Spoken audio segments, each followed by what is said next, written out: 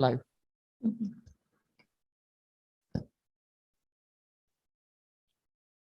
We are live now. Okay, sir. Right. Thank you. Good morning, one and all present here today. I, Dr. Shweta Dar, welcome you all today on behalf of School of Engineering and Technology, Navratna University, Vadodara.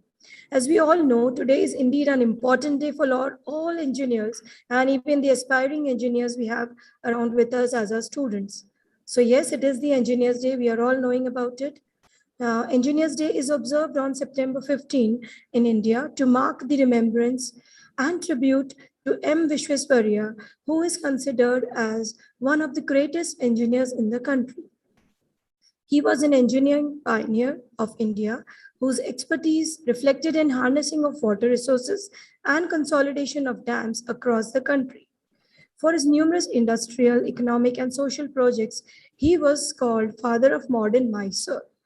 Due to his outstanding contribution to the nation in 1955, the Government of India conferred him with the highest civilian honor, that is the Bharat Ratna. So as we all know, we have gathered here today to mark that remembrance. So now I would like to just give a brief introduction about Mr. Manish Patel, Director IT from MG Motors we have with us today. Mr. Manish is an experienced IT professional and has worked with the automotive industry for over 25 years. He has experience in planning, automotive development, and implementing cutting-edge information solutions to address business strategies. Having skills in business process, operations management, IT service management, and strategies, he is proficient in combining cutting-edge management with a startup mindset. I request you, Mr. Manish Patel, to share his perspective about engineering with all of us. Welcome you, sir. Thank you, Dr. Shweta, for the introduction. First of all, I would like to congratulate and wish everybody on the call a very happy Engineers Day. Okay.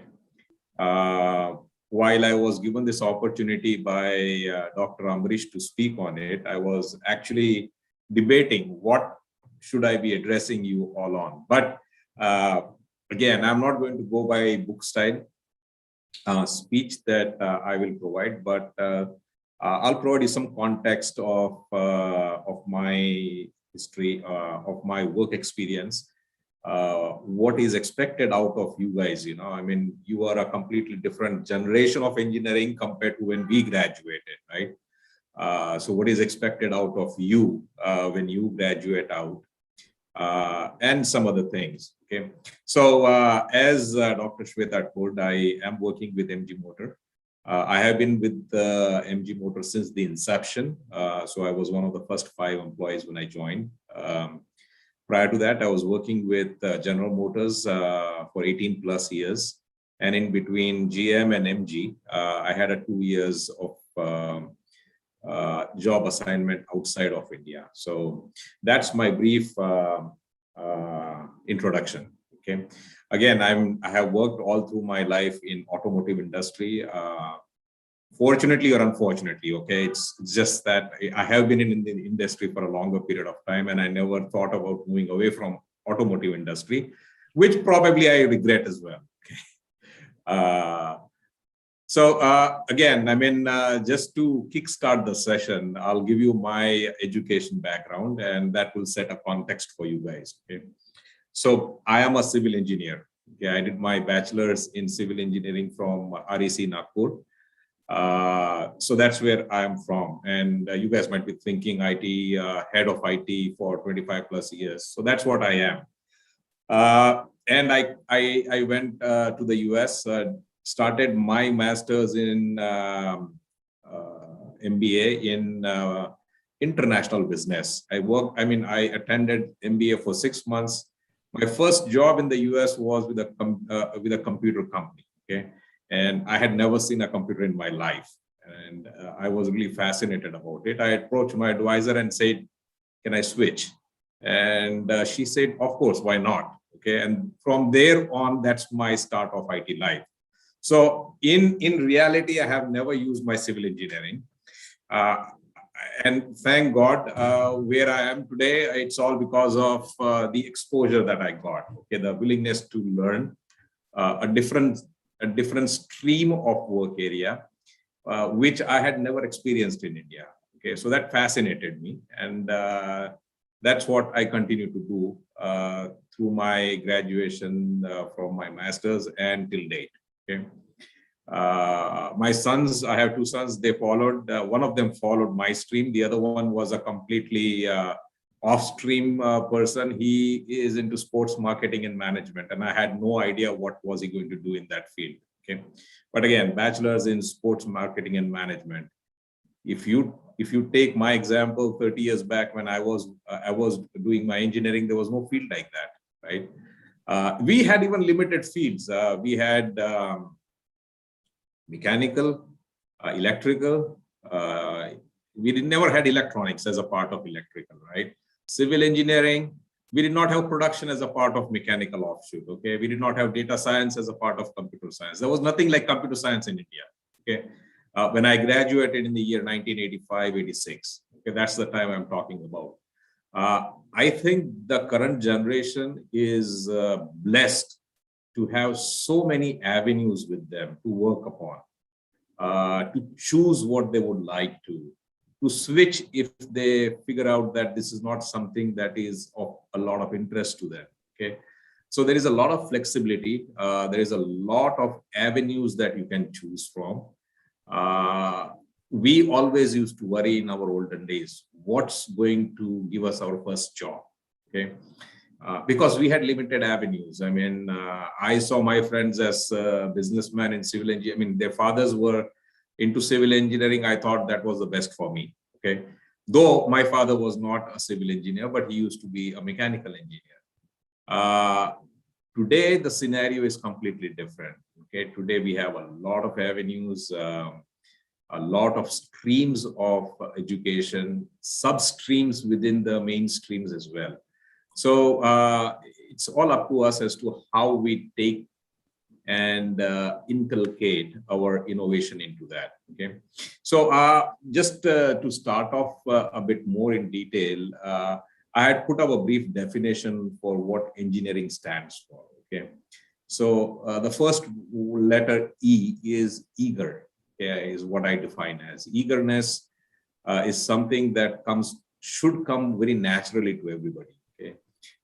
One should be eager and be open to listening, understanding, and then digesting. Okay.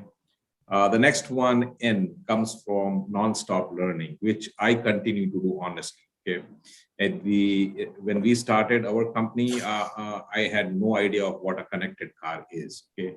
But I learned, and we launched the vehicle, which was first in India.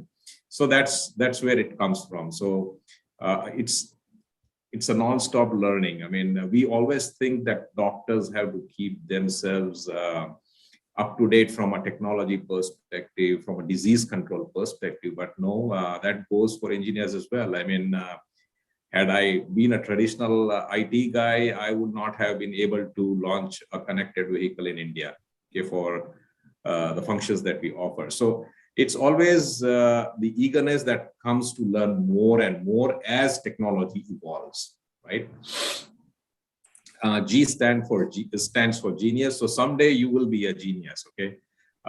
So you should not be saying that, how can I not be, okay? There should be a lot of positivity in whatever you do, and that's going to lead you to where you will be at one point in time, stage of your life, right? I stands for intelligence, so you need to have some, okay? Engineers cannot be without intelligence, okay? And they have to use it in the right sense. N, I say, is for the nation, our nation builders, okay? So we as engineers will contribute in bringing up innovation within our nation, okay? And it is more demanding now, post the pandemic, okay? A lot of demand has been created in different streams of engineering fields, okay? We take manufacturing, we take IT, for example, we take electronics, electrical. Nobody traditionally in these fields, except for IT, used to talk about digitization, right? So, I mean, a separate stream within engineering, production, mechanical engineering or production or electrical talk about digital technology now. And again, this digital technology is no way linked to IT. Yes, there will be some correlations somewhere, but again, I mean, we never thought that this pandemic would bring in this avenue of work stream, right? E is for effort makers. So efforts will have to be made to bring about smart, intelligent solutions. Okay, there are no prepared solutions that you would get. You have to create a problem and you have to find a solution. E, I would say, is for excellence. So again, similar to genius, you have to excel. You need to continue to excel in your field or avenue. Okay. R is for rider. A rider, I would say, is you should be riding on the wave, with the wave. Okay. There would be some instances in your life where you'll be taken up by a very big wave, or I call it a snowball effect, right? Where you would not be anticipating that there would be something that is going to come my way, but when it comes, you should be always prepared to ride on that wave. So that's my definition of what an engineer could be. Okay. Again, people will have debates about different acronyms against a letter within engineers, but this is what I think about. Okay. So, having said that, someday you will be out of your nutshells when you graduate out of your colleges, and you will be opting for your first jobs, right? The only message that I probably will give to you all guys, and this is what I do with all the graduate engineer trainees that we we onboard, and when we address as leadership, is the first opportunity that you get in your life, right? Grab it. Don't be fussy about it, right? And what I mean to say by it is, if you have not gotten your chosen field of work from what you have graduated from, doesn't matter. Okay. The first job opportunity that you guys have post graduation, that's the most important stepping stone in your life. That's the foundation. Okay. If not today, over a certain period in time during your life, you will be able to utilize your education background some way or the other. It will be correlated some way or the other way, right? But learn, understand, and don't be picky is what I tell people. Okay, keep a very open mind as to what you want to do. Yes, you would have a mindset that as a mechanical engineer or an electrical engineer, I would like to be in a certain industry, which is good to have, right? However, if you do not get the choice, but you get a different stream of industry where you can utilize this knowledge that you have acquired over a period of time in your university, I, as a person, would not worry about it too much. Okay. I can give you a very simple example. My first job was with Larsen and Toubro in India, post my completion of information systems in the US, right? I was assigned to set up the IT infrastructure for L&D in Vadodara. And I had a friend of mine who was an electrical engineer, and we had no civil engineers with us. So we had been given a warehouse, right, to be converted into an office. So partly I utilized my civil engineering for answering or questioning the right questions as to what needs to be done where, with my friend's help, and we put this infrastructure into place because I had the right IT background, right? So I did use my bachelor's in some way or the other, contributed to the company that I was first employed with. I learned a lot. I mean, it's very important to pick things, understand, learn about the functions that you are assigned to. Okay. And again, when I address the GETs in my company, I never tell them that if you are assigned a role in production, for example, yes, that's your core, right? But within production also, there are so many sub streams that you need to look into. Okay. Don't just think about your mainstream, think about the sub streams that you are going to be interacting with, so that it helps to enrich your knowledge. And that substreams could be electrical, it could be industrial engineering, it could be manufacturing engineering, anything, right? So don't be cocooned into your own self that because I have been assigned this role within my first job, this is where my core will be. No, you still need to keep your thoughts open, because this is not your first and the last job, right? You have to start building your career, but the foundation is important, as I said in my previous comments. So keep your eyes, ears open, learn a lot about functionalities. The other thing I tell to the engineers who graduate and come to us, right? Do not be scared about speaking up. Okay. Traditionally at organizations right now, they are more like people like me, right? Who might not be apt to changing things very easily, right? But I always tell them that we learn from the generation Z, which you guys are, right? You help us to keep us updated more from a technology perspective, more from a process perspective, more from an innovation perspective, right? So never be afraid to speak up. If you think something can be done more simplistically, suggest, recommend that. That's why you guys are there. And I consider myself to be a very, I'm from a generation where we had no cell phones, right? I mean, we did not even have landlines in our homes.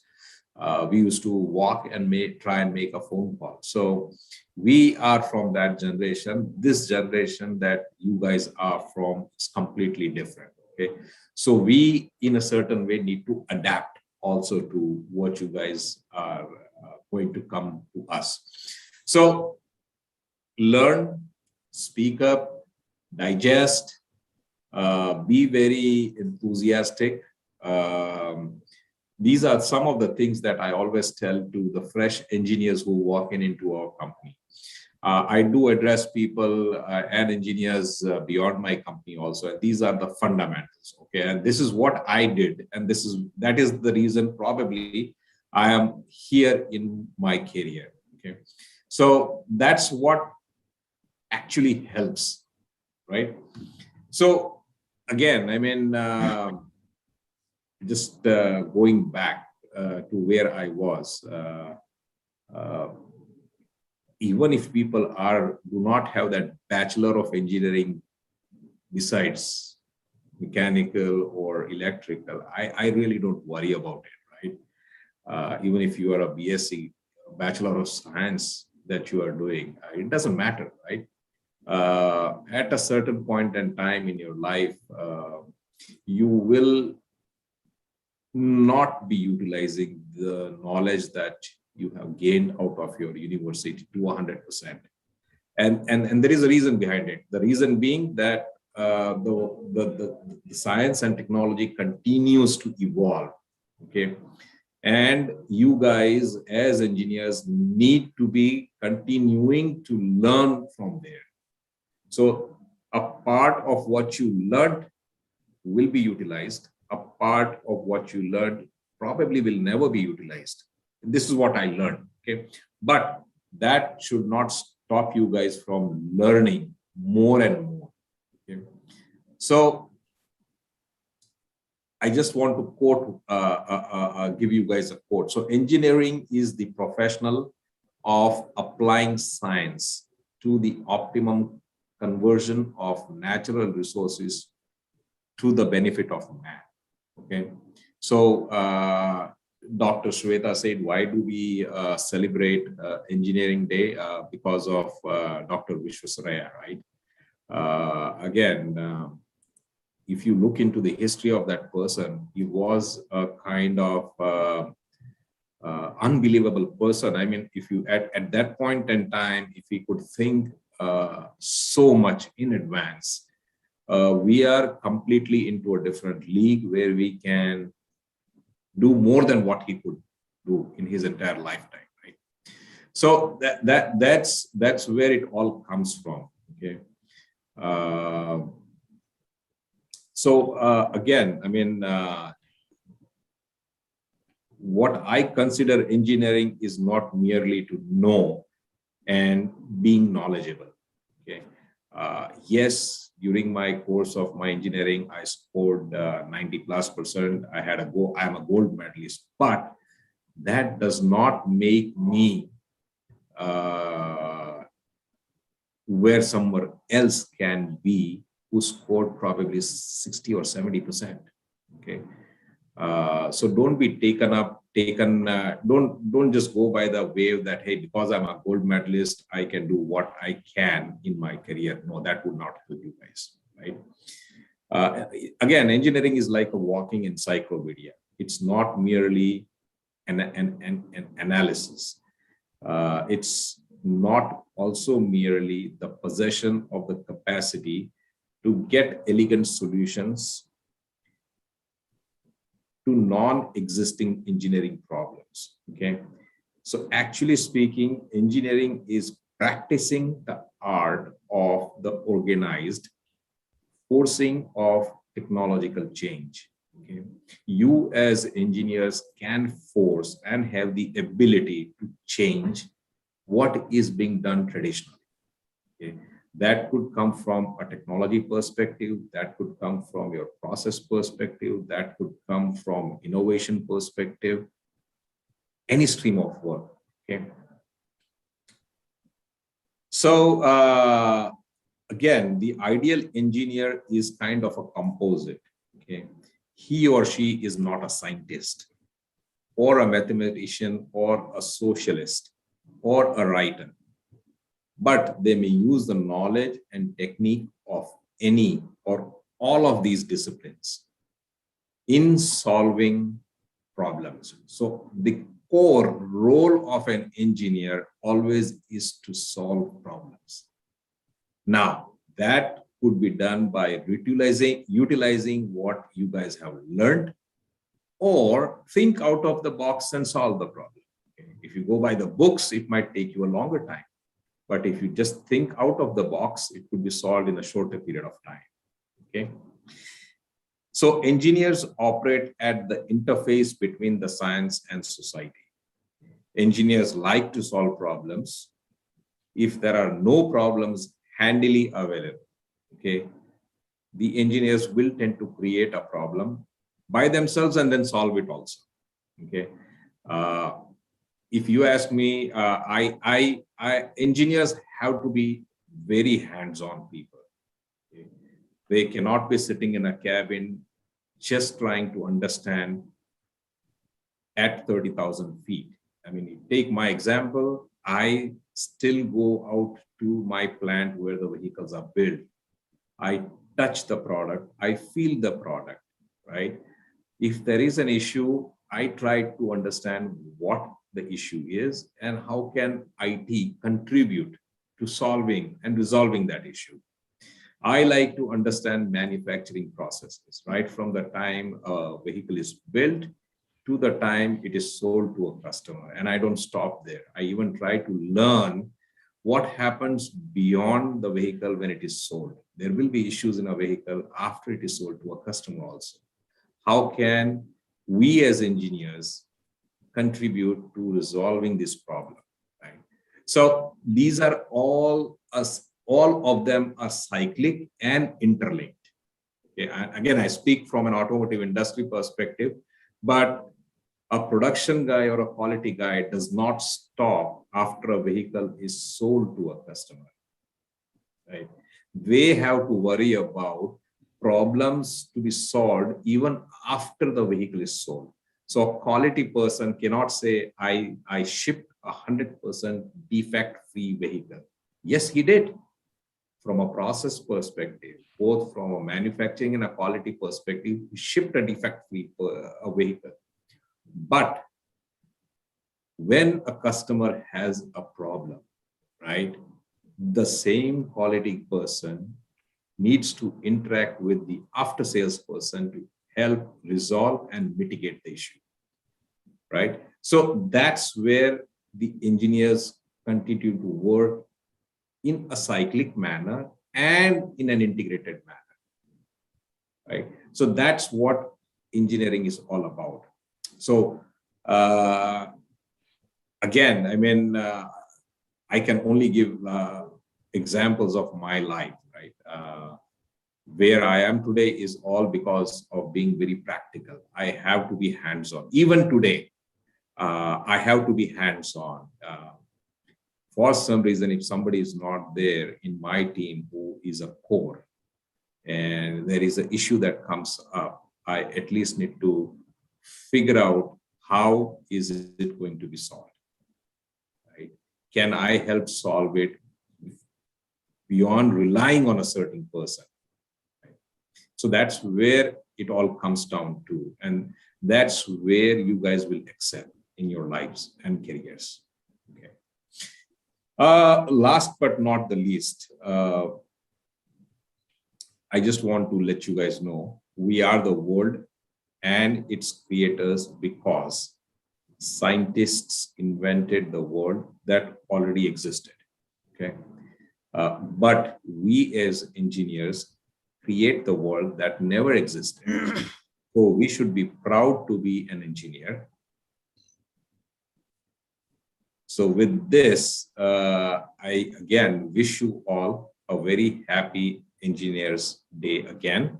And I would love to take some questions because that is what I requested Dr. Amrish to do so. Because one thing is I can continue to speak for an hour, but how does that go into you, or whether you have any doubts, I can put it to my personal experience, and I can certainly be of any help to you guys in answering them. I would love to do that. Thank you, sir. And it is an opportunity for us that the students and the staff or the faculty members ask few questions. So students and the faculty members, do you have any questions?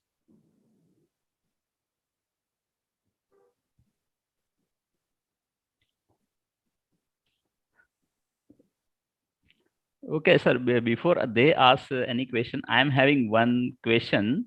Sure. Did you have any fear when you, being a civil engineer, assigned or take up a role of IT? Means after this, I may not get job somewhere else. Like let in this industry, it's fine, but after coming out of this industry, that kind of fear of switching over from one stream to another stream. I'll be honest. Uh, Sorry, if you had any further thing, you go ahead, Dr. Amrish, and then I'll generally, answer. this kind of fear might be there with many of the engineers or aspirants when they they are getting some different assignment than their core branch or their specialization kind of thing.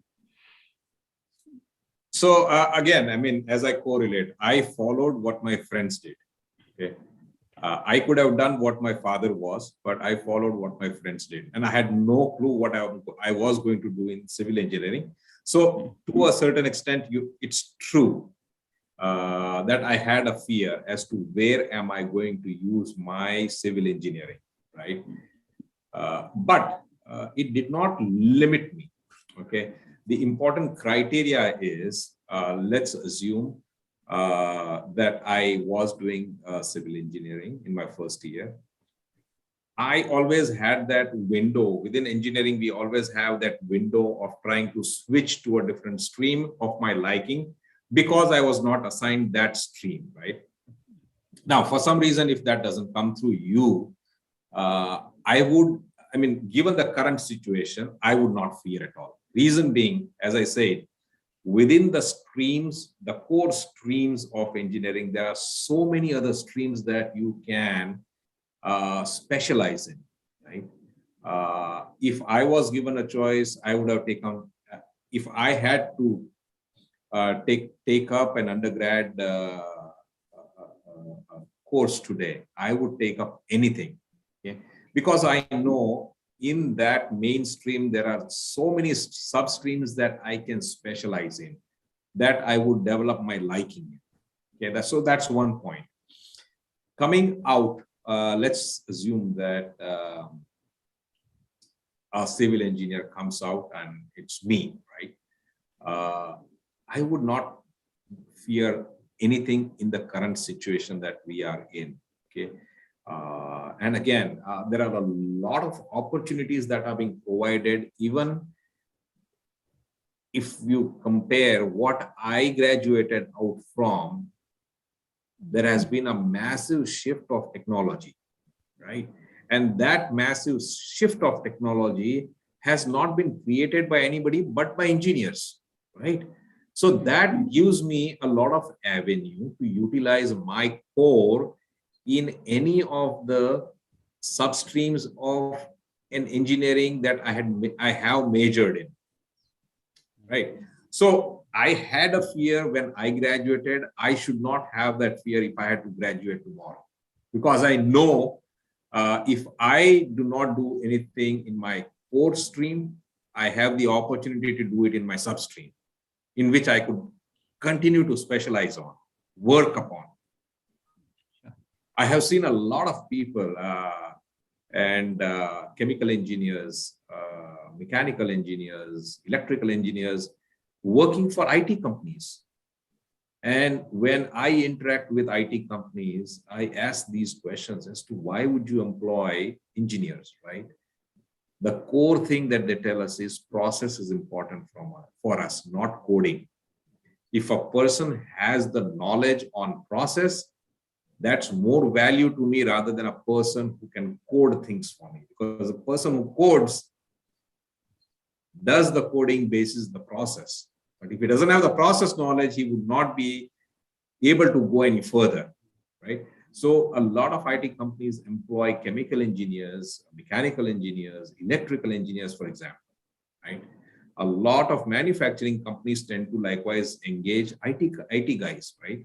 Why? Because their application, their infrastructure has to be based on the process and the functionalities that they would like to be set up on. So honestly, I would not fear graduating out tomorrow. Thank you, sir. Also, I would not be disappointed if I'm not picked up by a university. Okay. So that disappointment has to be removed by the students.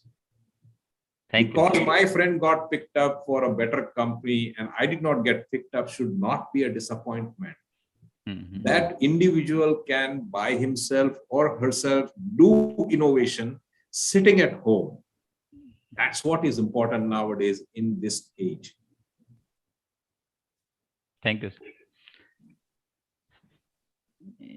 Yeah.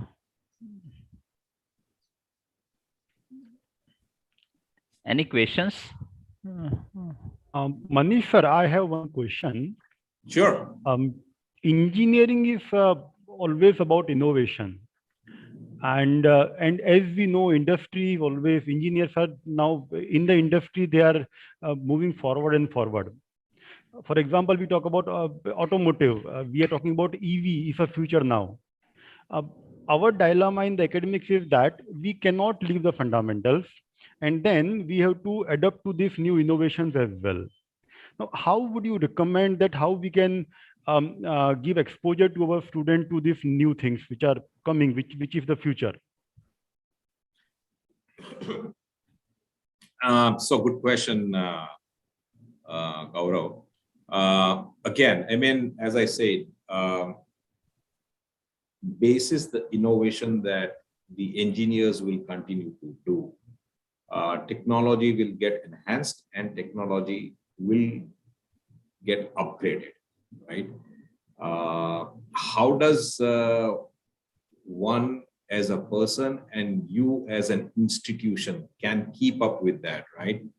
And I had this discussion with somebody in Navrajna University quite some time back, right? And where we recommended that it is easier for universities like you to continue to add on substreams, right? So what I mean by substream is, let's assume that you have mechanical engineering as your core stream. Within mechanical, you might have automotive, or you might have automotive engineering as a core stream, right? So traditionally, what used to happen is automotive engineering, anything related to petrol or diesel, right? Now it's EV. So you need to add that substream within your institution so that people get more engaged, because that's the future, right? And that is one stream that you will need to continuously enhance and evolve. So that's the recommendation I give from an institution perspective, that substreams need to be continuously added. Now, it's quite difficult for a university which is run as a government, right? But because private institutions have a separate mindset altogether, right? These should be adopted pretty fast. And people should be encouraged to go towards that and not away from that. Does that answer your question? Yes, absolutely. You're talking more about suggestions which should give. I'm losing your voice, Gaurav. I don't know whether it's me or everybody else is not able. I think it is probably with Gaurav, there are bandwidth issue.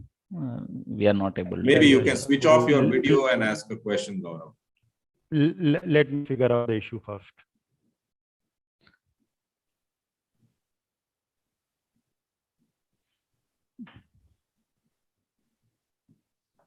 Okay, in the meantime, while Gaurav comes back, any other questions, Dr. Ambrish, from anybody else?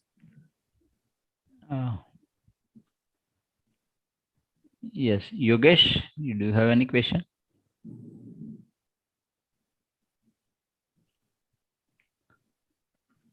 Students, do you have any questions?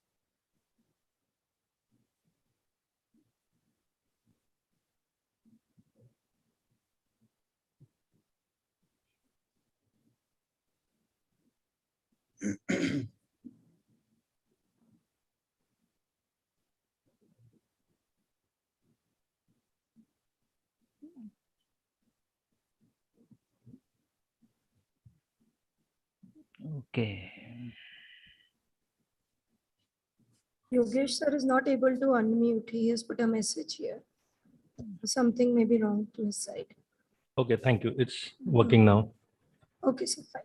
Yes, very good morning, Manish sir. Good morning, Yogesh. Happy Engineers Day. Happy Engineers Day. Thank you very much for joining us today, sir. Pleasure. I am assistant professor in computer science and engineering department. And first of all, I am thankful to you for hiring our students in your organization.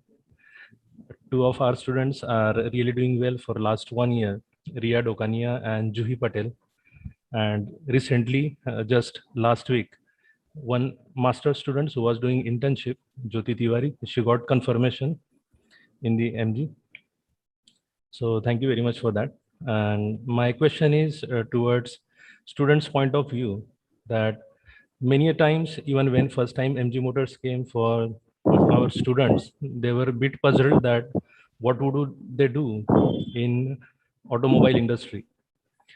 But now with the feedback of those students who are working with you, they are very much happy, and even our students, existing students, are very much excited to join your organization. So in that sense, I would like to ask you that what is your experience or what is your suggestion on key points on where students should work to get into this automobile industries, like connected vehicles when you mention, or maybe the autonomous driving, So what are the key areas that you would like to suggest? So again, I mean, if we take automotive industry, it's quite diverse. Okay, there are a lot of avenues that students can work upon. I will take a simple example. Right? We are not driven only by manufacturing of vehicles. So it's not only about mechanical engineering. We are driven from a product perspective. So manufacturing is the core, but if you do not have a product, we cannot manufacture, right? So within the product, there are a lot of avenues. Again, there are mechanical, you can contribute from a mechanical engineering perspective. You can contribute from an electrical engineering perspective. You can contribute from a connected vehicle perspective.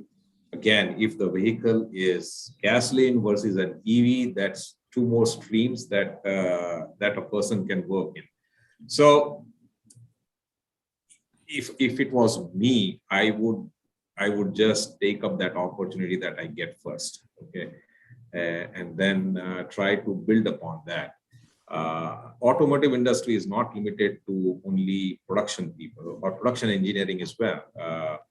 Within manufacturing, we have manufacturing engineering, so where all the robotics comes into play, right? Or the equipments that help people build the vehicle comes to play.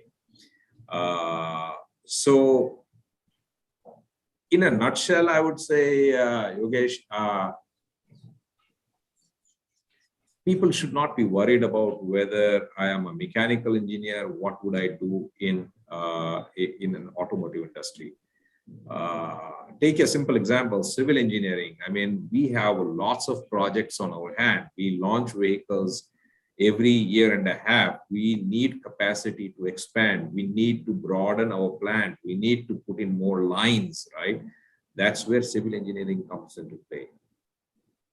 So automotive industry per se has many streams that one can embark on. So I would not be worried that if I was a mechanical engineer, would my knowledge be utilized? Yes, mechanical engineers, and why not just in the plant? I mean, a mechanical engineer can be a part of my after sales team as well, right? Because that's where the product comes into play. So it's not just about production, it's also about after sales services. That's where we absorb engineers, and that's where people should be inclined to go. So it should not be that I want to always work in the plant. No, people should be open to working in the field as well, right? So electrical engineers, mechanical engineers, engineers who are probably have a good knowledge on connected cars or EVs. These are all the people that are not just required in the plant, they are required beyond the plant as well when it comes to interaction with the customers and resolving product or customer issues. I wish to extend my question. Like the concern and the motivation came from your statement that the process is more important than the coding. Whereas my students of computer science and engineering are hardcore programmers and developers. So especially for those engineers, what would be your advice? So the advice that I always give to my team, okay, specifically talking about IT, and again, coding is a set of expertise that you will have. However, if you add on top of that the functional knowledge, that's a double gold medal for a person, right? Okay. If you are a coder and I am a functional person, you will always rely on me.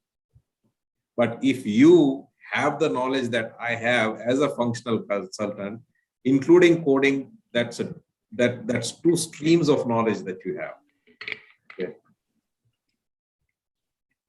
So functional knowledge is absolutely important. And I tell my coders, I have people who code in our enterprise applications. And I say, if you guys do not know what processes are, that's a failure. Okay. A person who codes needs to understand the processes. How is a vehicle built? If you are working as a person who is coding in a manufacturing application, and if you do not know how a vehicle is built in the plant, No use. Okay. You will be a super coder. I mean, I'm not saying you cannot be a super coder, but the added benefit that a person who codes has to build upon the process knowledge. He or she might not have it day one, but we always insist that while you are coding, take a step back and understand what is it being coded from a process perspective. That is important. That's where person will be able to value add. Right, sir. I think. One question from Thank my you, sir. side, sir. Yes. Yeah, as you said, like as a private university, we will be open to some specializations. At electrical engineering, we are already offering IoT specialization. Now, just hearing you, I just got this idea, like if we have to give some specialization with electric vehicles, what could be the key areas besides the basic engineering of electrical? So I think what needs to be done, Dr. Shweta, is it's again, I mean, you as a university need to explore, right? And again, I correlate EV with a normal traditional gasoline vehicle, right? Okay. What are the key components that go into building an electrical vehicle? I think the most critical part is the battery, right? The motors is given because that's already coexisting, right? What is the most complex thing that can be built that makes the EV is the battery, right? So battery technology is something that you can offer. How does that interact with the motors? Because there obviously is no engine within that EV. It's all driven by and propelled by motors and battery. How can people study to extend a life of a battery? And when I say life is, if a vehicle is giving 300 kilometers, what can be done more within the same battery to enhance the life of the vehicle to say 400 kilometers? Right? Battery technology is absolutely something which we continue to lack. Okay. All the EV manufacturers in India, including the Tatas, the Hyundais, us, in future somebody else, will continue to import batteries. Right? We need to set up, or we need to have that knowledge of producing these batteries locally. Unless we do not do so, the cost of the vehicle cannot be brought down. Right? It's all local versus import. The more you import, the more costlier it is going to be. And with batteries or EVs, there are technologies that come into play, because now you don't have a traditional petrol or diesel engine, right? It's a completely new technology that drives the vehicle. How do you make that same vehicle more efficient? Because now here you are not counting how many liters per kilometer I'm spending from a rupee perspective. Now I'm charging my vehicle, right? How much am I spending from an energy perspective? This is a new energy avenue that has opened up, right? With the EV also comes the infrastructure for us to continue to evolve upon. And when I say infrastructure is beyond the product, what kind of an infrastructure we as a country can help set up so that we can transition more sooner than later to the new technology, right? Which is a greener technology. So my indications are towards electrical chargers, right? Where are the possible avenues where you can set up electrical chargers? What are the mechanisms on how a person will be charged? Today, I pump in 1 liter of petrol. I know there is a fixed rate, right? If I set up a charging unit at a gasoline station or a petrol pump today, I have no idea how I'm going to be charged or how am I going to charge a customer for, right? So with the product comes another avenues, that is infrastructure, efficiencies that we can bring about. And that's where universities like you also should be focusing on. And that's where the students will be more interested in getting through. So one more Thank you. question from Jaideep sir. How you got exposed to knowledge related to IT? Because in those, there was no resources as internet, media, websites, YouTube, etc. He probably might not be able to unmute, so he has put the question here in the chat session. So as I told, I continue to learn. Okay, I started learning when a PC had a 286 kind of a chip, right? And I learned it when there was this huge floppy drives. Even prior to that, we never had floppy drives or computers. It was all mainframes, right? A cardboard card was used to create a program, feed it, and the output used to be gotten. Right?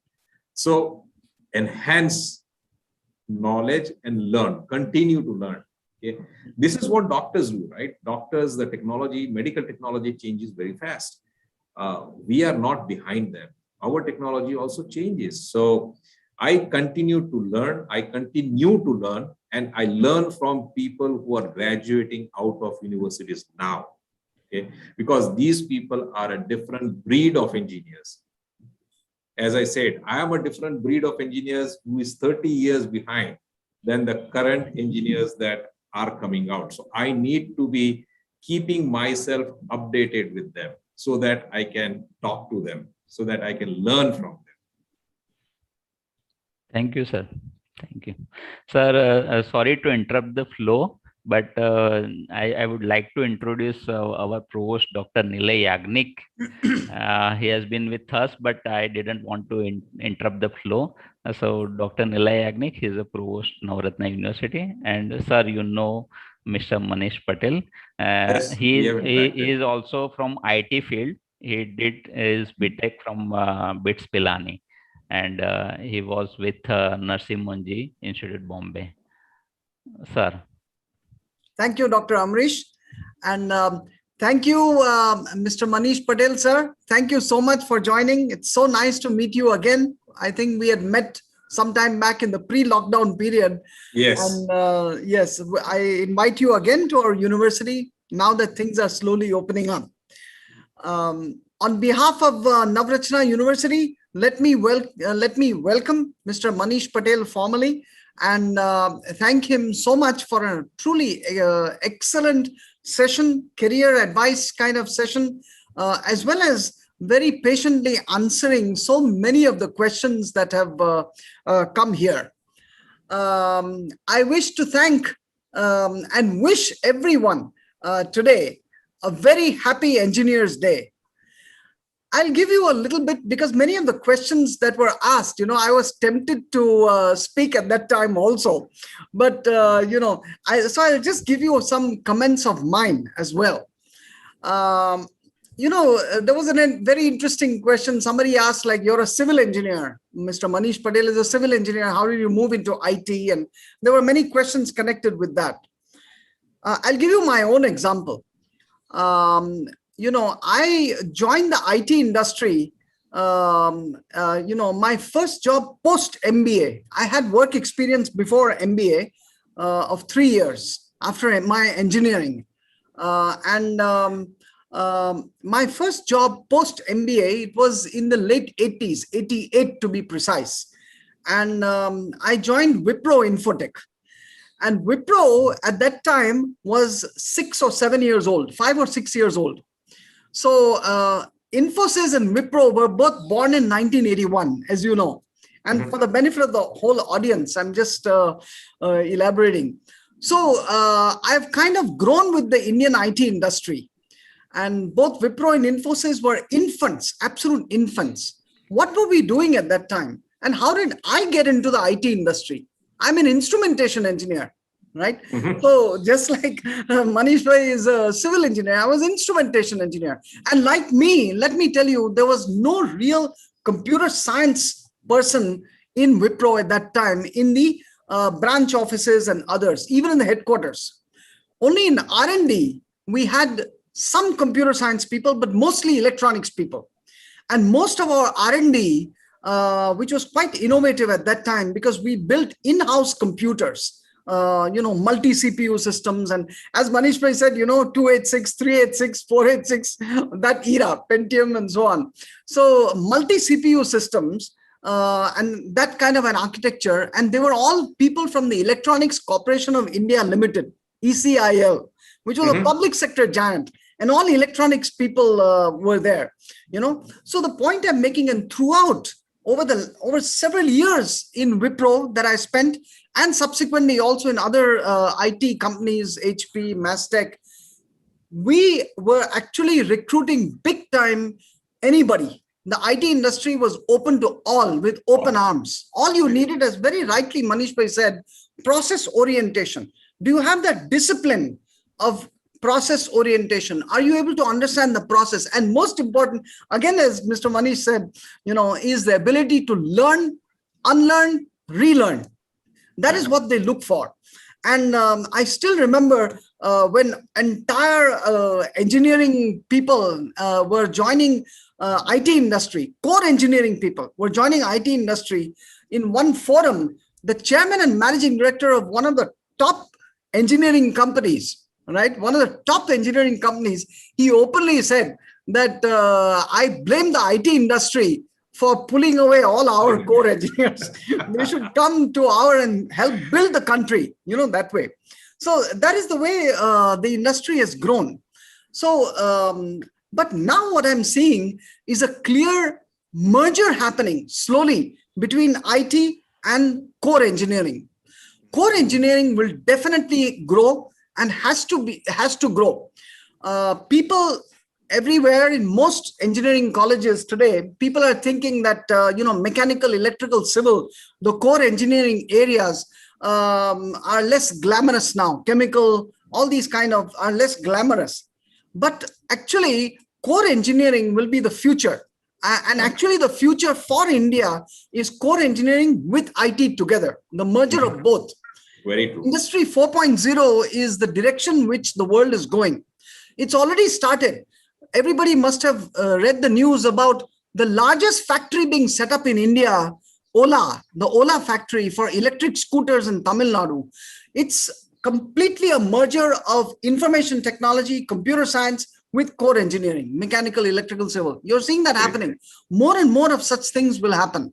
Siemens has already started Industry 4.0 big time. And so have many other electrical engineering companies, mechanical and civil. So this is the direction, and this is what we are trying to do in our curriculum also. And that is why I'm so grateful to you, sir, because you came today from IT. Today, in fact, we have called both people from MG Motors. One is yourself, an IT person, and the other at 11 o'clock, who will be inaugurating our advanced manufacturing lab, Mr. Manish Mahek. He is from the plant side. So both sides, the core engineering and IT. And our advanced manufacturing lab is exactly about that. When I was posting in my own network about today's Engineers Day program at Navratna University and why we believe that both are very important, computer science and conventional engineering, core engineering.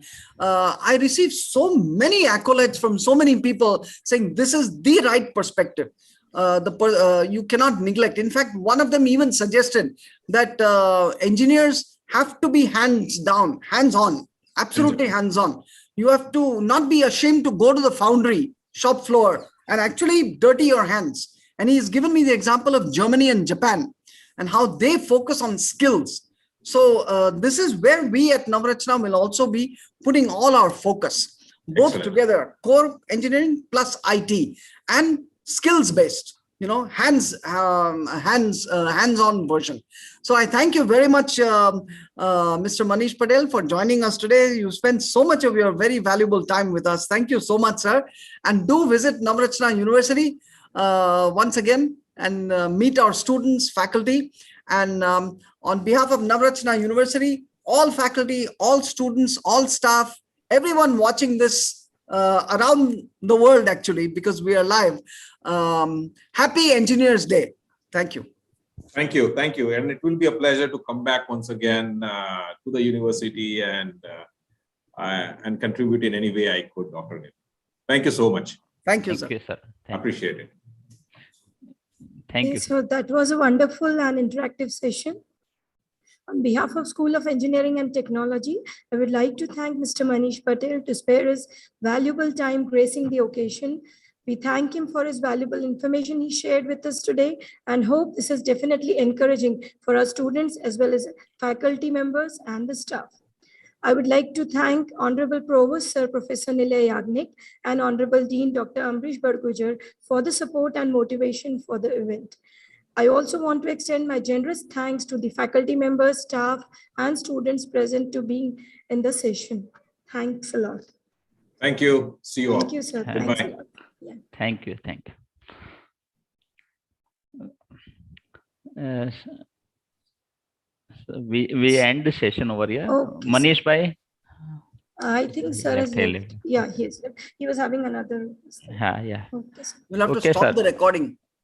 So congratulations to you, Dr. Amrish, Thank and you. the entire team of School of Engineering. Congratulations. I can see all your faculty and students there. So Yes, it's sir. very nice. And all the program chairs, Dr. Payal, Dr. Prakriti, Prakriti, Yogesh, Yogesh, I can see, Gaurav, I can see, Dhawal, Dhaval is also. yes. So Dr. Salma, everybody. So thank you so much for joining us today, and happy Engineers Day. Happy Engineers Day, Yeah. sir. Come for the inauguration, yes. huh? Come Yeah, for yeah. the lab Yeah, inauguration. sure. Yeah. Yeah, Yes, sir. please, all of you, please do join us at Yes, 11 sir. o'clock on the ground floor near workshop. We are going to inaugurate advanced manufacturing lab. We are going to have Mr. Manish Manek, plant director of MG Motors, and the board members of Navaratna University to inaugurate this particular lab. So all of you, please join us at 11 a.m. after 20 minutes from now. Thank you. Okay, sir. Thank you, sir. Thank you. So recording has to be stopped. That's Dinesh fine. sir is It there. will automatically be done. No, I am just, I'm co-host. I'm pausing. Okay. Yeah. Okay, so now we can leave probably. I'll end the meeting after this. Okay. Thank you. Thank you. Thank you, sir. Thank you.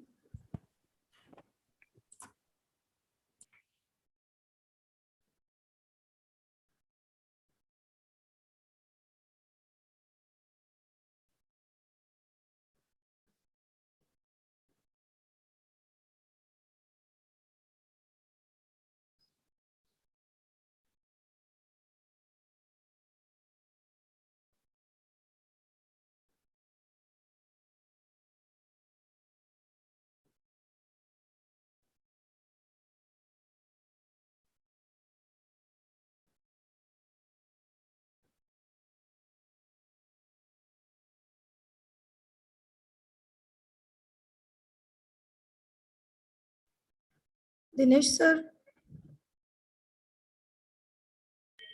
Hello. Hello. हाँ sir. Madam Shahid, yes. Should I end the meeting? हाँ हाँ वही मैं leave को हो पा रही हूँ एंड नहीं हो पा रही. आप